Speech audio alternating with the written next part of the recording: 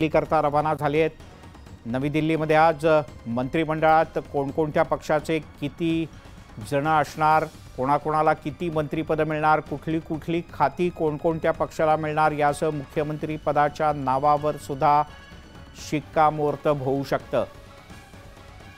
भाजपचे दिल्लीतले श्रेष्ठी आणि केंद्रीय गृहमंत्री अमित शाह यांच्या घरी बैठक होणार आहे। प्रशांत लीला रामदास दिल्लीहून आपल्यासोबत जोडले गेलेत। प्रशांत, अमित शाह यांच्या घरी आज रात्री शिक्कामोर्तब होणार तर काय काय गोष्टी ठरणार?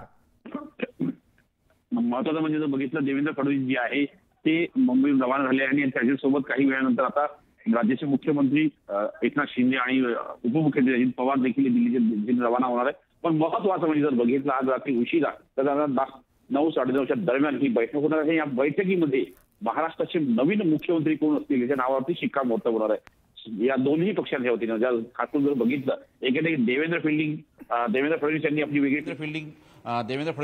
वेगळी फिल्डिंग लावली आहे, दुसरीकडे एकनाथ शिंदे यांनी फिल्डिंग लावलेली आहे। त्यामुळे अत्यंत महत्त्वाचं आहे की आजच्या याच्यातून मुख्यमंत्री पदाचा चेहरा पुढे येण्याची शक्यता आहे। बैठक ही अत्यंत महत्त्वाची आहे कारण की संपूर्ण महाराष्ट्र लक्ष या बैठकीकडे लागलेलं असेल। स्टुडिओ खरोखरच या दोघांमध्ये मुख्य लढत आहे, एकनाथ शिंदे आणि देवेंद्र फडणवीस। स्वतः शिंदे यांनी काही याकरता वेगळं लॉबिंग केलंय? कोणाशी आधी पंतप्रधान किंवा गृहमंत्र्यांशी काही फोनवरनं बोलणं झाल्याचं सूत्रांचं काही म्हणणं आहे, माहिती आहे?